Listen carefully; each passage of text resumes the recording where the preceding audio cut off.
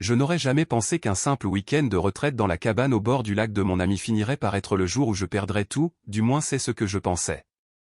Quand je suis arrivé devant ma maison, la maison dans laquelle j'avais investi toute mon âme pendant 40 ans, j'ai d'abord remarqué la pelouse devant. Mes rosiers ont été piétinés. Mes pots de lys et de lavande, ceux que j'avais entretenus depuis le décès de mon mari, gisaient écrasés dans l'allée. Et là, au milieu de tout cela, mes vêtements, mes albums photos, même la vieille canne à pêche de mon défunt mari était empilée comme une montagne d'ordures. Je suis sorti de ma voiture, mes genoux tremblaient tellement que j'ai dû m'agripper à la portière juste pour rester debout. Je me souviens avoir pensé, c'est sûrement une erreur. Il ne le ferait sûrement pas.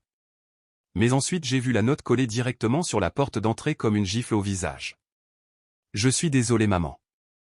Les parents de ma femme emménagent avec nous. Il n'y a plus de place pour toi. J'espère que tu comprends. L'écriture de mon propre fils, soignée, assurée, la même que celle qu'elle avait toujours été sur les vieux devoirs scolaires que je relisais tard le soir. Les voisins restaient figés de l'autre côté de la rue. La femme de M. Hulbrook serrait ses gants de jardinage contre sa poitrine. Les enfants Johnson regardaient, les yeux écarquillés, depuis leur porche. Je pouvais sentir leur pitié, leur curiosité, comme des aiguilles contre ma peau. J'ai frappé à la porte une fois, doucement au début. Pas de réponse. Puis j'ai battu fort, mon cœur battant si fort que j'ai cru qu'il allait me briser les côtes. Finalement, la porte s'ouvrit, juste un craquement. Mon fils a jeté un coup d'œil, son expression était froide, presque embarrassée. Il a évité mon regard, déplaçant son poids comme un adolescent coupable surpris en train de se faufiler après le couvre-feu. « Maman, c'est mieux comme ça », marmonna-t-il.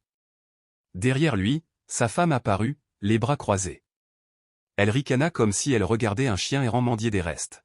« Tu as fait ton temps ici, dit-elle, sa voix suffisamment aiguë pour couper la chair. Nous avons besoin d'espace. Mes parents méritent du réconfort dans leur vieillesse. » Mes lèvres se sont entr'ouvertes, mais aucun mot n'est sorti. J'ai essayé de me souvenir de la dernière fois où je leur avais demandé quelque chose, une faveur, un peu d'aide, et je n'y suis pas parvenu. J'avais cuisiné pour eux, pris soin de leur fils lorsqu'il était malade, renoncé à voyager pour pouvoir garder mon petit-fils après l'école, tout cela sans hésiter. Mon fils a tendu la main, non pas pour me réconforter, mais pour fermer la porte. J'ai entendu le clic de la serrure, un son final et résonnant qui semblait rebondir à l'intérieur de mon crâne. Je me tenais là dans la chaleur de juin, la sueur coulant le long de ma colonne vertébrale, mes mains tremblantes serrant cette note comme une bouée de sauvetage. Tout ce à quoi je pouvais penser était, ils aimaient ma maison plus qu'ils ne m'ont jamais aimé. Et juste comme ça, j'ai su que j'en avais fini. Pas vaincu. Pas cassé. Mais c'est fait. Être seul est mieux qu'être utilisé. J'ai pris une grande inspiration, j'ai essuyé les larmes qui menaçaient de couler et j'ai ramassé ma vieille valise dans la pile. Un petit sac. C'est tout ce dont j'avais besoin maintenant. En m'éloignant, j'ai senti tous les regards du quartier me transpercer. Mais pour la première fois depuis des décennies, j'ai senti une sorte de calme dangereux fleurir dans ma poitrine. Je me suis assis sur un banc vert fissuré au bord de Riverside Park, serrant ma valise comme si c'était le dernier morceau de terre solide de ma vie. Les oiseaux gazouillaient autour de moi, le soleil de fin d'après-midi filtrant à travers les feuilles. Le monde a continué à tourner comme si de rien n'était. Les enfants couraient devant. Un vieil homme lançait des miettes de pain aux pigeons. Un jeune couple se dispute tranquillement à cause d'un café renversé. Et là je me suis assis. Invisible. J'ai jeté un coup d'œil à mes mains tremblantes, encore tachées d'avoir ramassé mes albums photos sales et la canne à pêche de mon mari. Mes mains étaient fortes. Les mêmes mains qui ont planté tous les hortensias de cette cour. Les mains qui pétrissaient le pain chaque dimanche matin pour que mon fils se réveille avec l'odeur de la maison. J'ai pensé au matin dans cette maison. Le silence avant l'aube quand je me glissais dans le jardin avec une tasse de thé noir.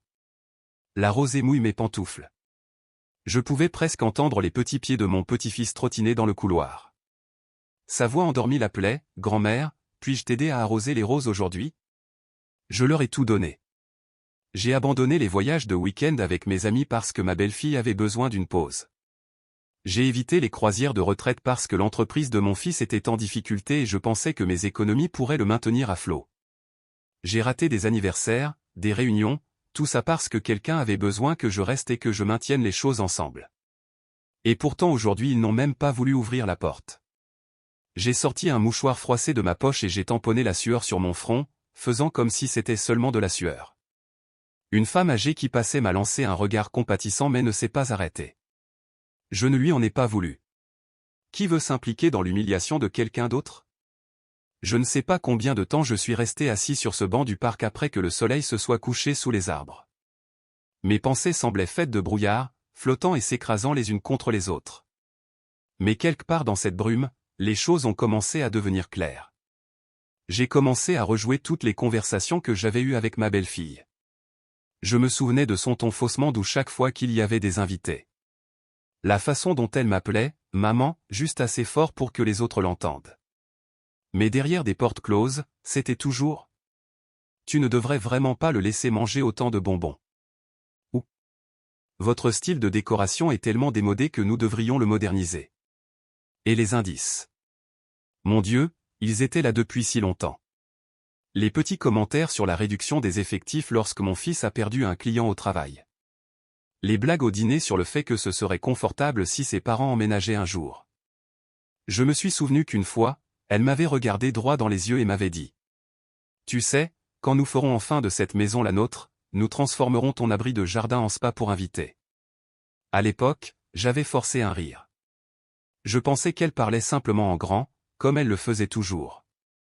Mais maintenant, ce souvenir ressemblait à une lame glissant entre mes côtes. Et mon fils? Mon propre garçon, qui avait l'habitude de courir vers moi après chaque éraflure au genou, qui avait l'habitude de s'endormir sur mes genoux avec son souffle chaud contre mon cou. Il s'éloignait depuis des années, n'est-ce pas? Quand elle est entrée dans sa vie, il a commencé à venir me voir moins pour des conseils et plus pour de l'argent. Chaque « merci », maman, devenait plus vide, comme une formalité. Une case qu'il a cochée. Je pensais que j'aidais. Je pensais que je gardais la famille unie. Mais assis là, rejouant ces moments, j'ai réalisé qu'ils avaient planifié ce lent exil depuis longtemps. Ils ne voulaient plus de moi là-bas. Ils voulaient la maison. Ma maison. L'endroit où mon mari et moi avons passé chaque anniversaire à cuisiner des steaks sur la terrasse arrière. Là où mon petit-fils avait appris à faire du vélo. Où j'ai planté mon premier rosier l'année de notre emménagement. Mes lèvres se sont retroussées en un sourire amer. Quel imbécile j'avais été, croyant que la loyauté familiale suffirait à me protéger. J'ai ressenti une vive douleur dans ma poitrine. Mais ce n'était pas du chagrin cette fois. C'était autre chose. Quelque chose de plus dur. Plus net. Une décision qui commence à se cristalliser. Un lampadaire s'est allumé à proximité, illuminant les fines lignes de mes mains. J'avais mérité chacun d'entre eux, chaque ride, chaque cicatrice. J'ai été l'épine dorsale de cette famille pendant des décennies. J'étais celle qui était debout à minuit quand mon fils était malade. J'étais celui qui n'était jamais parti, quoi qu'il arrive. Et c'était ma récompense. J'ai plié soigneusement la photo de mon petit-fils et je l'ai glissée dans mon sac à main. Plus d'illusions. Plus d'excuses pour eux. Je me suis levé lentement, sentant mes genoux protester, mais cela ne me dérangeait pas. Chaque pas que je faisais en m'éloignant de ce banc me semblait plus léger que le précédent. Je ne savais pas encore exactement ce que j'allais faire, mais je savais ceci. Ils pensaient qu'ils avaient gagné. Ils pensaient qu'ils s'étaient enfin débarrassés de moi. Ils n'avaient aucune idée que je commençais tout juste. Le lendemain matin, je me suis retrouvé dans un petit restaurant niché derrière la rue principale. Ça sentait le café brûlé et les vieux souvenirs, le genre d'endroit où l'on se sent en sécurité malgré sa décrépitude. J'étais assis dans un coin, les mains enroulées autour d'une tasse de thé ébréché que je n'avais même pas siroté. Je regardais par la fenêtre, regardant les gens se dépêcher, chacun portant son petit fardeau, chacun vivant dans son propre petit monde. C'est à ce moment-là que j'ai entendu une voix à laquelle je ne m'attendais pas. Marthe. Je me suis retourné lentement et elle était là, Janet. Mon vieil ami du comité de quartier. Elle tenait un sac en papier rempli de brioches à la cannelle, les yeux écarquillés par le choc et autre chose. Pitié. Oh mon Dieu, ça va, demanda-t-elle en se glissant dans la cabine sans attendre d'invitation. J'ai ouvert la bouche, mais aucun mot ne sortait. Janet a tendu la main et m'a serré la main. Cette petite gentillesse, ce simple contact chaleureux, a suffi à faire craquer le barrage en moi pendant un instant. Je l'ai forcé à revenir avant qu'il ne déborde. Ils t'ont mis dehors, n'est-ce pas, dit-elle, sa voix se réduisant à un murmure. Je la regardais, stupéfait. Elle se pencha plus près, baissant encore plus la voix. Je n'allais rien dire, mais j'ai entendu votre belle-fille au marché fermier il y a quelques semaines. Elle disait à quelqu'un qu'il prévoyait de vendre la maison une fois que tu serais parti. Je pensais qu'elle plaisantait. Je veux dire, qui fait ça à sa propre famille. Mais elle semblait si pragmatique à ce sujet, comme si elle avait déjà décidé de votre avenir pour vous. Mon estomac s'est tordu. Un nœud lourd et aigre s'est formé dans ma poitrine. Janet secoua lentement la tête, son visage était un mélange de colère. Et la tristesse. Elle a dit qu'ils utiliseraient cet argent pour rembourser les dettes de ses parents et vivre enfin confortablement. Elle s'est même vantée de la facilité avec laquelle cela serait possible, vu ta grande confiance. Mes doigts se recroquevillèrent sur les bords de ma tasse jusqu'à ce que mes jointures blanchissent. Janet me serra à nouveau la main. Je voulais te le dire plus tôt, mais je ne savais pas comment. Je suis vraiment désolé. Je laissai échapper un long soupir tremblant. Je sentis le monde s'incliner légèrement, comme si le sol sous mes pieds n'était plus solide. Ils aimaient mon argent plus que moi, murmurai-je, les mots ayant un goût d'acide sur ma langue. L'espace d'un instant, j'ai revu le visage de mon fils lorsqu'il était petit aux joues rebondies, yeux brillants et me serrant fort la main dès qu'il avait peur. Je l'ai vu debout, fier, à la remise des diplômes, me serrant si fort dans mes bras que j'ai cru que mes côtes allaient se briser. Où est passé ce garçon? J'ai pressé ma main contre mon cœur, essayant d'apaiser la tempête qui m'envahissait. Toute ma vie, j'ai cru que l'amour était synonyme de sacrifice. Que si je donnais juste assez, il comprendrait ma valeur. Mais là, debout, j'ai réalisé que l'amour sans respect n'est pas de l'amour. C'est une transaction. Janet m'a regardé, les larmes aux yeux. Qu'est-ce que tu vas faire maintenant? Je relevai lentement le menton, ma voix calme et certaine, comme si elle sortait d'un puits profond en moi dont j'avais depuis longtemps oublié l'existence. Je vais reprendre ma vie en main, dis-je. Je me suis levé, lissant les plis de ma jupe, sentant une étrange force s'éveiller dans mes côtes. Janet hocha lentement la tête en s'essuyant les yeux. Bien. Il était temps. J'ai fait une longue promenade en centre-ville, passant devant des boutiques déjà plongées dans l'obscurité. Mes pieds me faisaient mal, mes épaules me brûlaient à force de porter la valise, mais chaque pas me semblait étrangement déterminé ou comme si je m'enfonçais plus profondément dans une part cachée de moi-même que j'avais longtemps ignorée. Arrivé enfin au quartier des Arts, je me suis arrêté devant un bâtiment en briques rouges, niché entre une galerie et un petit fleuriste. L'enseigne au-dessus de la porte indiquait simplement « Studio 7 ». Il y a des années, avant de tout abandonner pour ma famille, je travaillais comme assistante artistique à temps partiel dans un centre communautaire. La directrice avait toujours admiré mon dévouement, à tel point qu'elle m'a aidé à obtenir un petit studio dans le cadre d'un programme de logement pour le personnel.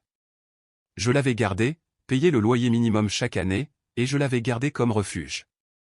J'avais presque oublié que j'avais les clés jusqu'à cette nuit où mes doigts les ont retrouvées au fond de mon sac à main. J'ai déverrouillé la porte et je suis entré.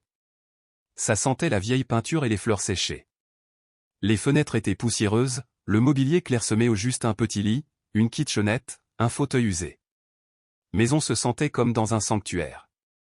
Je posai ma valise et me dirigeai vers l'étroite fenêtre, jetant un coup d'œil sur la ruelle en contrebas. Pour la première fois de la journée, j'expirais sans avoir l'impression que mes poumons étaient remplis d'éclats de verre. J'ai enlevé mes chaussures et étendu mes pieds fatigués sur le sol frais. Là, dans la pénombre, je me suis permis d'imaginer, pas de cris, pas d'exigence, pas de marche sur des œufs pour préserver l'ego fragile d'autrui. J'ai fermé les yeux et je me suis souvenu de la voix de mon mari. Silencieux ne veut pas dire faible, Martha. Souviens-toi de ça. Et c'est là que le plan a commencé à prendre forme, pas une vengeance sauvage, pas une confrontation dramatique devant les voisins. Non. Quelque chose de plus discret. De plus intelligent. Je leur laisserai croire qu'ils avaient gagné. Je leur laisserai croire que j'étais vaincu et petit. Pendant ce temps, je rassemblerai tout, mes anciens relevés d'impôts, mes titres de propriété, mes certificats de mariage, chaque document prouvant que la maison m'appartenait toujours légalement. J'ai sorti mon téléphone et j'ai trouvé un ancien contact, Richard, le meilleur ami de mon mari, aujourd'hui avocat à la retraite. Je ne l'avais pas appelé depuis des années. Mon doigt est resté sur le bouton d'appel, la poitrine serrée. Puis j'ai appuyé dessus. Sa voix groggy répondit après la deuxième sonnerie. Martha? Tout va bien?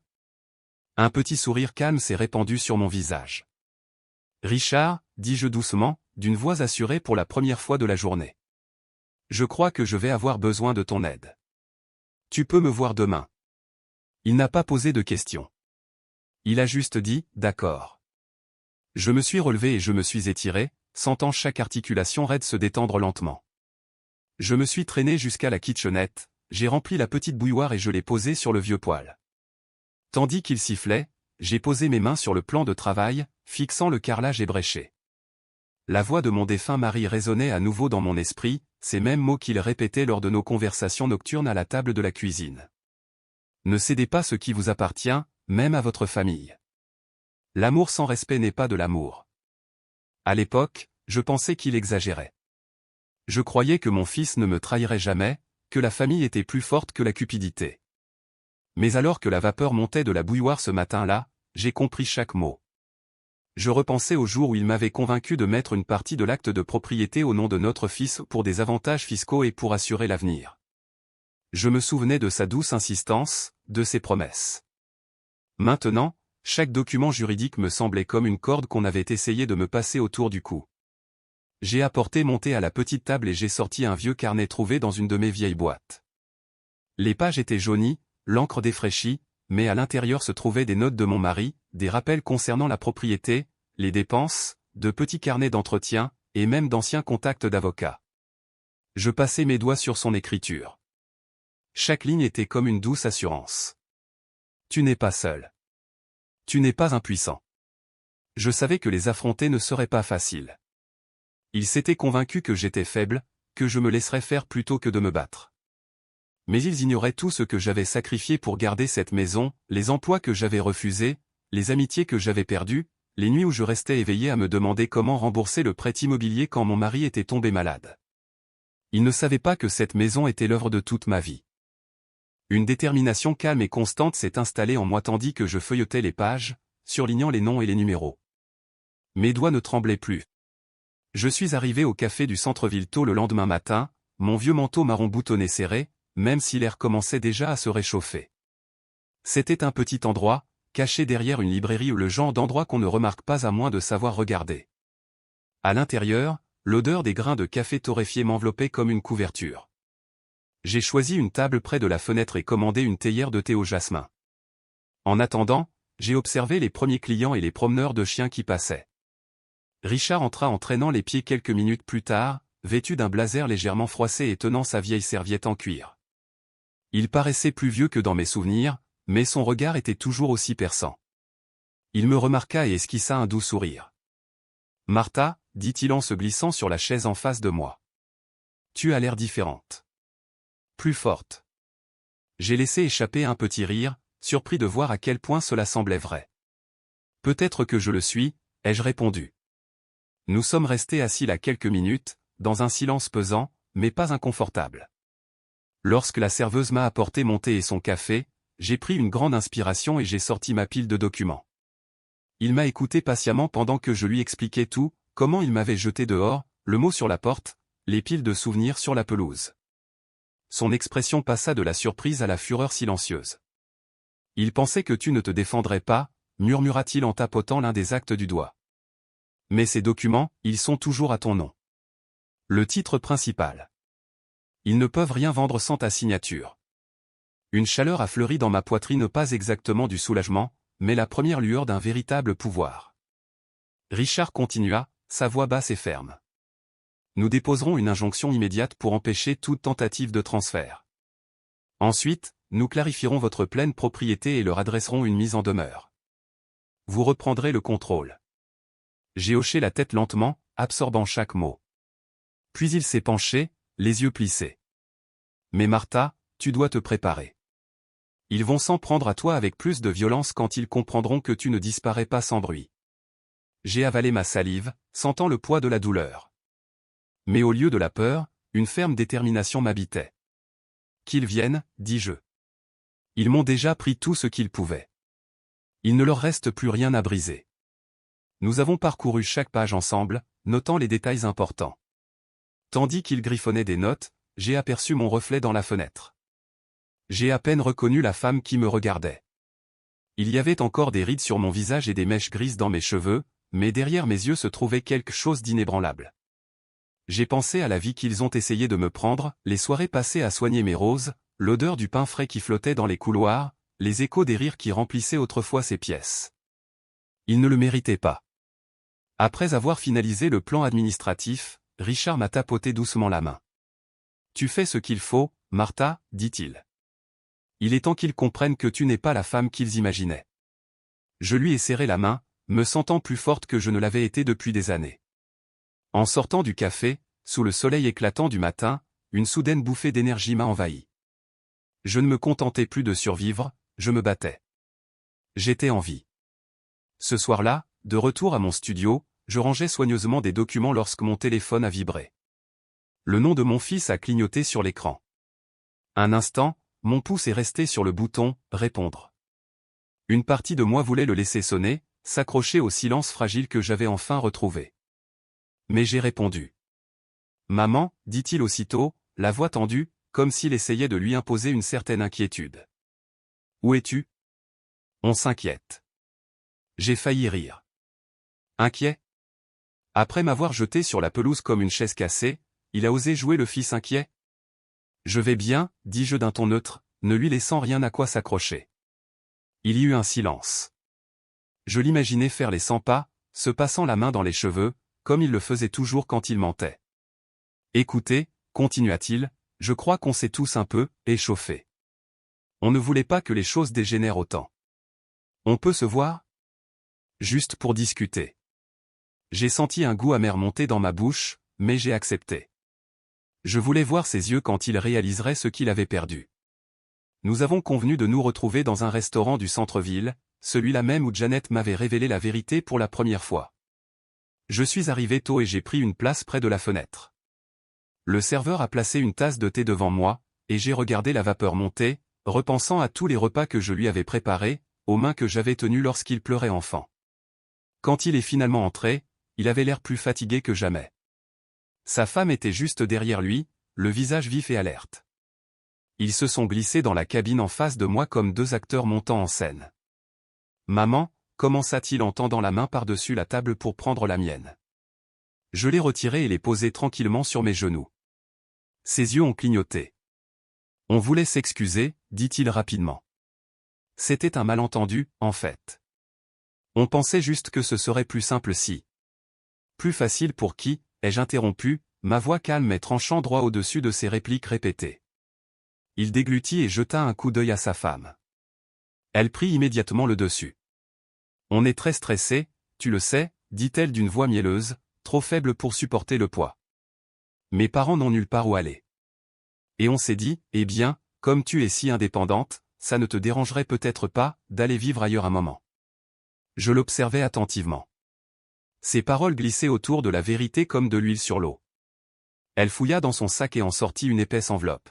« Ce sont les derniers documents de transfert de propriété, dit-elle d'une voix douce. On s'est dit que si tu les signais maintenant, ça clarifierait tout et on pourrait tous avancer, en famille. » J'ai regardé l'enveloppe un long moment. J'avais envie de la déchirer. Au lieu de cela, j'ai souri légèrement et je l'ai doucement remise vers elle. « J'y réfléchirai, dis-je d'une voix calme. » Elle força un rire cassant, bien que ses yeux se durcissent sur les bords. « Bien sûr, nous savions que vous seriez raisonnable. » Mon fils m'a enfin regardé, vraiment regardé. Et pendant une brève seconde, j'ai compris, une pointe de culpabilité, ou peut-être la prise de conscience qu'il ne reconnaissait plus la femme assise en face de lui. J'ai fini mon thé lentement, me levant avant qu'il puisse dire un mot. En sortant, j'ai entendu ma belle-fille siffler, qu'est-ce qu'elle voulait dire par « elle va y réfléchir » ? Elle est censée signer aujourd'hui. J'ai poussé la porte du restaurant et je suis entré dans l'air frais du soir, sentant une vague silencieuse de triomphe m'envahir. Laissez-les se démener. Laissez-les se tortiller. Ils pensaient pouvoir acheter mon silence avec une dernière signature. Mais je n'étais plus à vendre. De retour à mon atelier, j'ai posé les documents non signés sur la table comme un tas de nourriture pourrie. Je suis resté là un long moment, à les contempler. Tout était là, noir sur blanc, le jargon juridique, les signatures, les petites trahisons. Et à cet instant, un calme profond et constant m'envahit. J'avais l'impression de sortir enfin du brouillard. Je suis entré dans la cuisine et j'ai commencé à faire bouillir de l'eau pour le thé. La petite bouilloire sifflait d'un ton strident, mais j'avançais lentement, consciencieusement, mesurant chaque pas comme un rituel silencieux.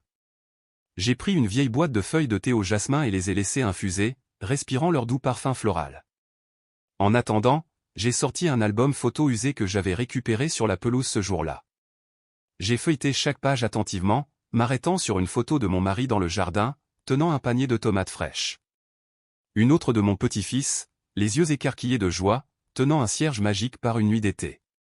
Ma main planait au-dessus de leur visage. Et pour la première fois depuis ce jour horrible, je n'ai pas ressenti de douleur. Je me sentais ancré. J'ai alors compris que je n'avais pas seulement perdu une maison, mais aussi l'illusion d'une famille. Il m'avait appris, enfin et brutalement, que l'amour sans respect n'est qu'une cage. J'ai siroté mon thé, laissant la chaleur se répandre dans ma poitrine. Puis j'ai pris le téléphone et j'ai composé le numéro de Richard. Ma voix ne tremblait pas. « Richard, dis-je, d'un ton ferme, j'aimerais revoir les papiers demain. Je suis prête à mettre la maison en vente, à mes conditions. » Il y eut un silence avant qu'il ne réponde, sa voix teintée d'admiration prudente. « Tu es sûr ? » « Oui, » répondis-je fermement. J'ai passé ma vie à réparer les failles de gens qui ne m'ont jamais remercié. Ceci est à moi. Il est temps que je décide de la fin de l'histoire. J'ai raccroché et posé le téléphone avec précaution, presque avec révérence. Puis je suis retourné à la table, j'ai pris une paire de ciseaux et j'ai découpé les documents de transfert non signés. Chaque coup de ciseau me donnait l'impression de couper un lien invisible. Une fois terminé, j'ai balayé les morceaux à la poubelle, me suis essuyé les mains avec un torchon et me suis rassis. J'ai bu une autre gorgée de thé, sentant un léger frisson d'excitation au bout de mes doigts. Dans cette petite cuisine silencieuse, entourée de carreaux fissurés et de stores poussiéreux, je me sentais plus puissante que jamais dans cette grande maison au sol ciré et au sourire mis en scène. J'ai regardé à nouveau l'album photo, en traçant le contour du visage de mon petit-fils. Je leur manquerai, murmurai-je dans la pièce sombre. Mais je leur manquerai seulement parce que j'ai finalement dit non.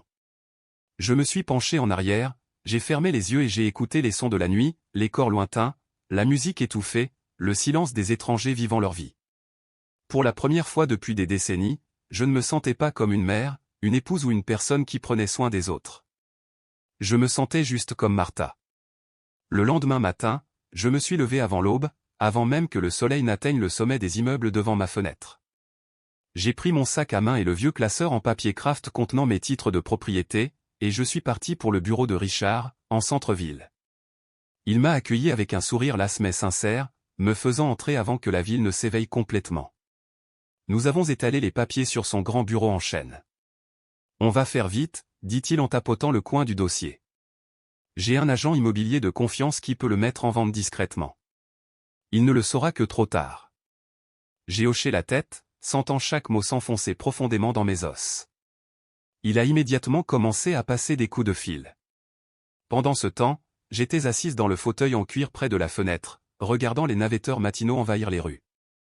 Pendant des années, j'ai considéré ces foules comme quelque chose d'autre que moi, quelque chose auquel j'étais trop vieille, trop invisible pour appartenir. Mais aujourd'hui, je me sentais plus vivant que tous. Quand Richard a raccroché, il m'a regardé par-dessus ses lunettes. « C'est fait », dit-il doucement. « La maison est officiellement classée. Nous avons gardé le secret pour éviter de les alerter, mais les offres ne manqueront pas. Cette maison a une valeur inimaginable. » J'ai expiré, mes épaules s'affaissant pour la première fois depuis des jours. « Merci », murmurai-je, la voix tremblante. Il secoua la tête, les yeux gentils mais sérieux.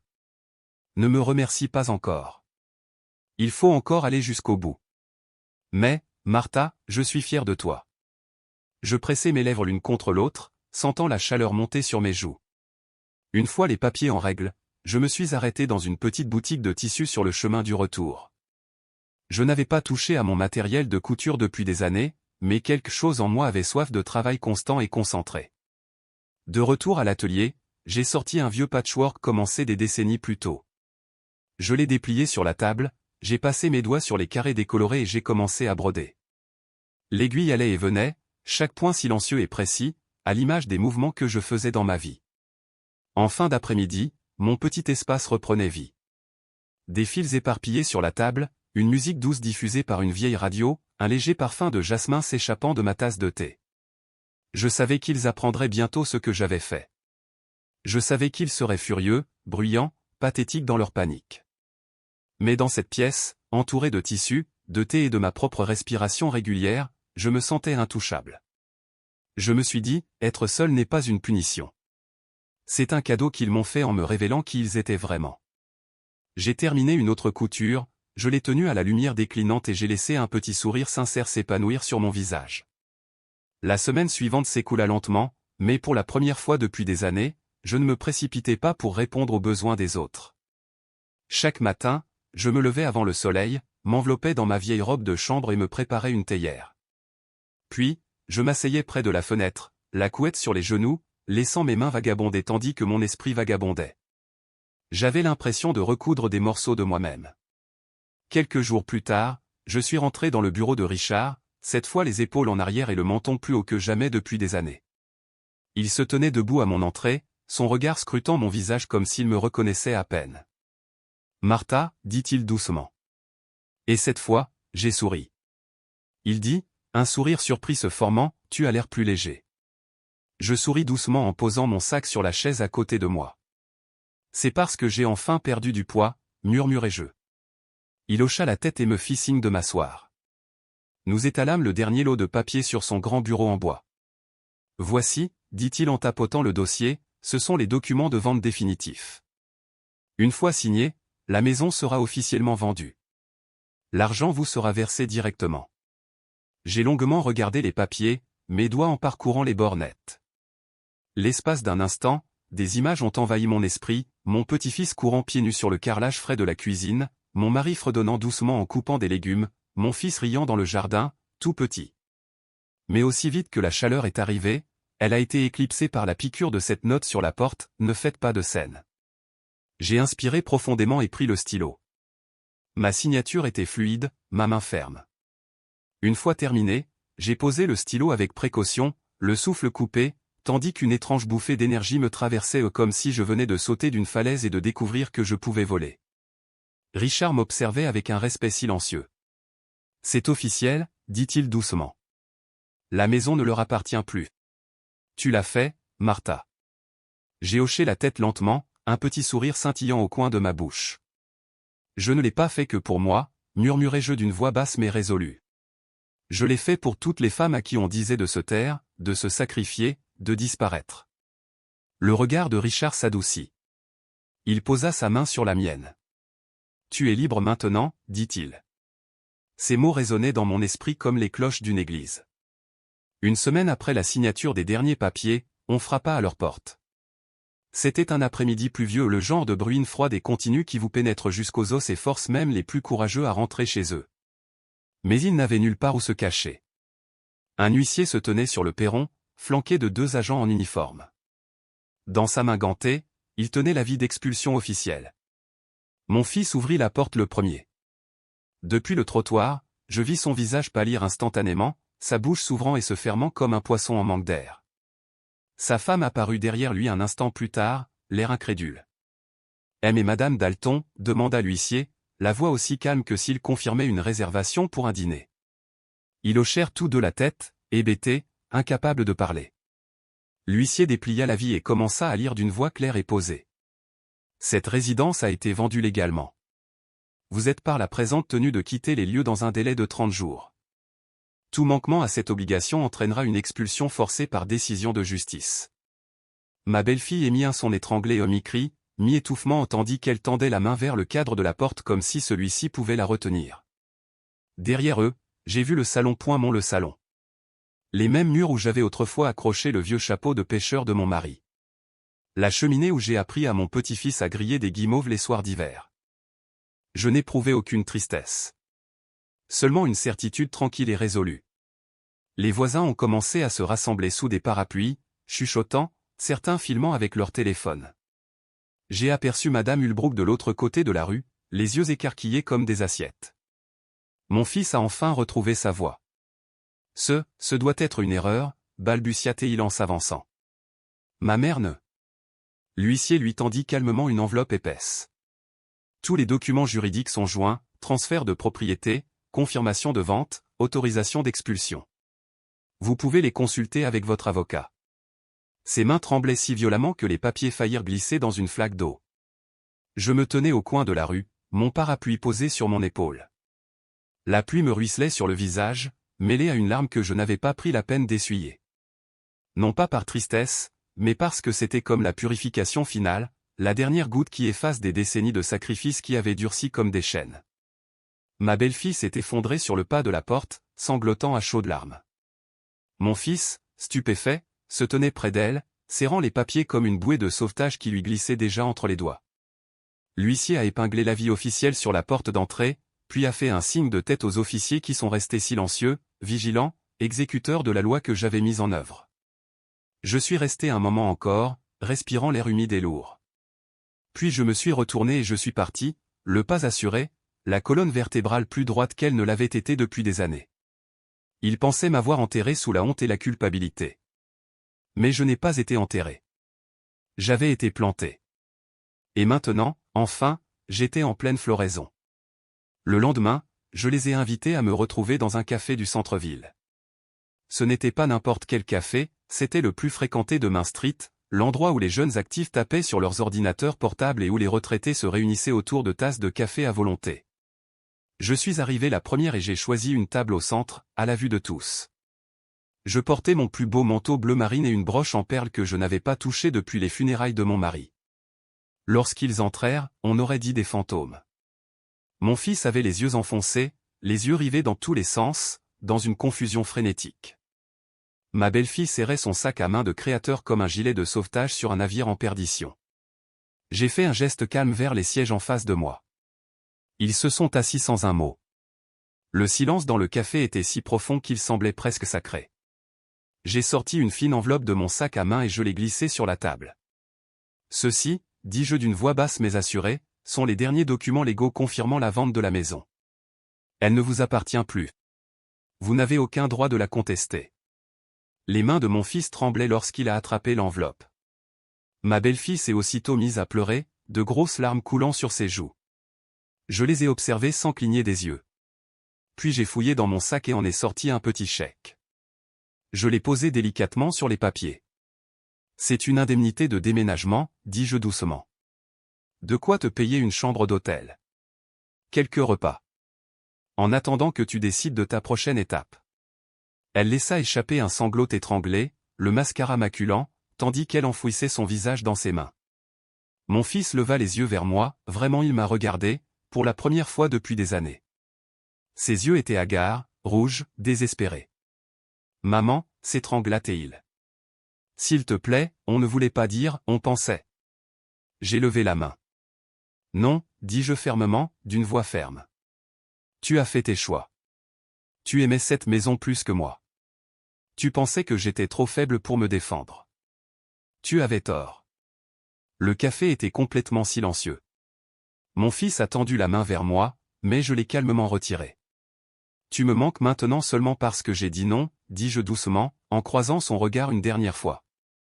J'ai fini mon thé, savourant chaque gorgée, tandis qu'ils étaient assis, recroquevillés en face de moi, leur monde s'effondrant.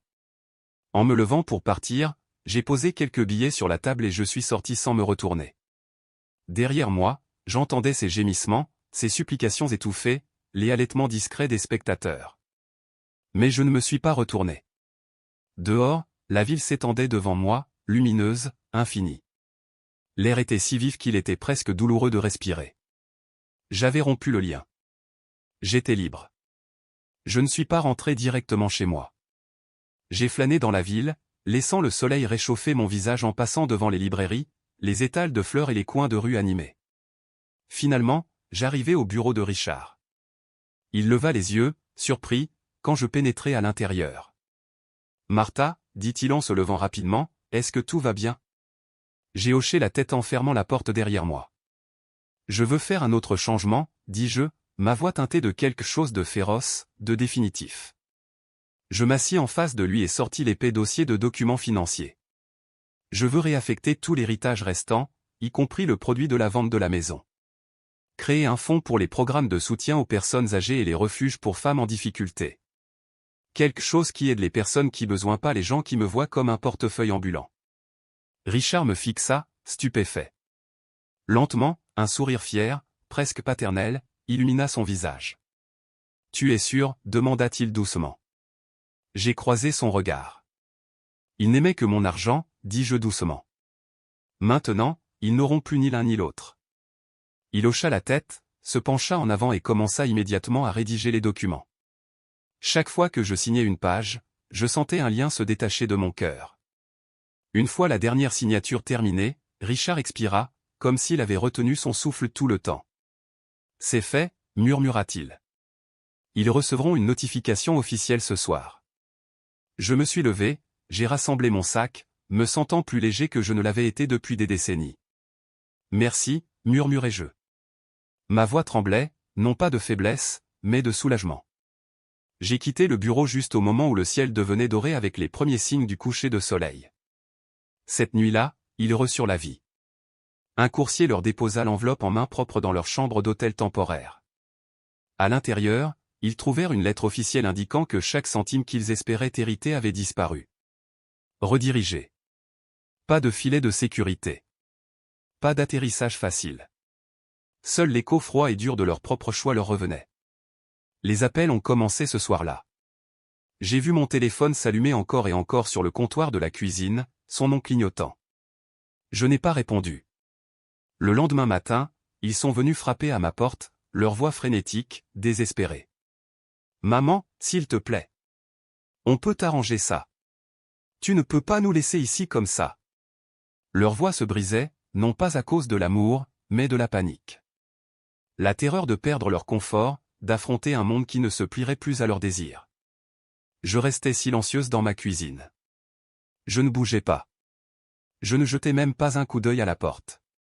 Finalement, les coups se sont transformés en sanglots, puis en silence. Les voisins commencèrent à chuchoter. Ceux-là même qui, auparavant, saluaient poliment les autres murmuraient maintenant, incrédules. Après tout ce qu'elle a fait pour eux. Ai-je entendu dire. On ne peut pas traiter les gens comme ça et ne s'attendre à aucune conséquence, a déclaré un autre. L'ironie ne m'a pas échappé. Toutes ces années que j'ai passées à me rétrécir, à me courber, à me taire pour garder la paix. Maintenant, mon silence avait disparu. Mon histoire était bruyante. Et ils étaient vraiment seuls.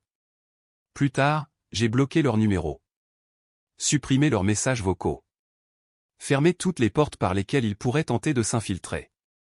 Je me suis assis avec mon thé, j'ai déplié ma courte pointe et j'ai senti la dernière pièce se mettre en place. Je ne les détestais pas. Cela voudrait dire qu'ils avaient encore une place dans mon cœur. Non, je n'ai rien ressenti. Un vide doux et propre. Paisible. Libre. Dehors, la ville continuait son chemin. Et pour la première fois. Moi aussi. J'ai passé les semaines suivantes à transformer mon petit studio en quelque chose qui me ressemblait enfin. Un après-midi tranquille, alors que j'arrosais un petit pot d'herbes aromatiques posé sur le rebord de ma fenêtre, je me suis arrêté pour contempler la douce lueur dorée de la ville. Je ne ressentais rien. Aucune douleur. Aucun vide de perte. Aucune nostalgie de cette grande maison de banlieue froide qui n'avait jamais vraiment été un foyer. L'air sentait bon. La brise soulevait mes cheveux. Et pour la première fois depuis des siècles, je ne ressentais plus aucune douleur. Je me déplaçais lentement dans l'atelier, fredonnant à voix basse tandis que je rangeais les livres sur les étagères, épinglais de vieilles photos au mur et pliais ma collection grandissante de courtes pointes faites main. Chaque petit geste, chaque décision discrète me reconstituait d'une manière dont je n'avais même pas réalisé que j'étais brisé. Parfois, les souvenirs me revenaient, le rire de mon petit-fils, la façon dont mon mari m'attirait contre lui dans la cuisine pour danser sans raison, mais il n'était plus aussi vif. Il ne me blessait pas. Il me réchauffait. Puis il disparaissait, comme la lumière du soleil sur le sol. Les appels avaient cessé. Les coups à ma porte n'étaient jamais revenus. J'imaginais qu'ils s'étaient réfugiés dans les recoins qu'ils avaient pu trouver, leur fierté meurtrie, leur confort arraché. Le quartier avait lui aussi évolué. Les rumeurs chuchotées s'étaient estompées, remplacées par de nouvelles histoires, de nouveaux scandales. Le monde ne s'était pas arrêté de tourner à cause de ma douleur et j'y trouvais un étrange réconfort. Un soir, je me suis retrouvé à ma fenêtre, à regarder les lumières de la ville scintiller comme des étoiles lointaines. Le bourdonnement de la vie en contrebas me semblait doux, lointain, comme une berceuse pour une âme enfin en paix. J'ai repensé à ce que Richard avait dit, j'avais fait quelque chose d'extraordinaire. Sur le moment, je ne l'avais pas cru. Mais maintenant, je comprenais. J'avais repris ma vie en main. Morceau par morceau. Mot par mot. Choix par choix. Je m'étais libéré des chaînes qui m'entouraient. J'avais semé quelque chose de nouveau dans le terreau de ma propre survie. Et cela avait fleuri. Pas par de grands gestes, ni par des applaudissements ou des félicitations. Mais par le triomphe tranquille de se réveiller chaque jour libre. Libre de respirer. Libre de choisir. Libre de vivre. Et ainsi, tandis que le ciel s'assombrissait et que les étoiles apparaissaient une à une, je murmurais des mots que je n'aurais jamais pensé prononcer au pas pour elle, mais pour moi-même. Je te pardonne, murmurai-je doucement à la nuit. Mais je te libère aussi. J'ai fermé la fenêtre. J'ai éteint la lumière. Et je me suis enfin laissé reposer.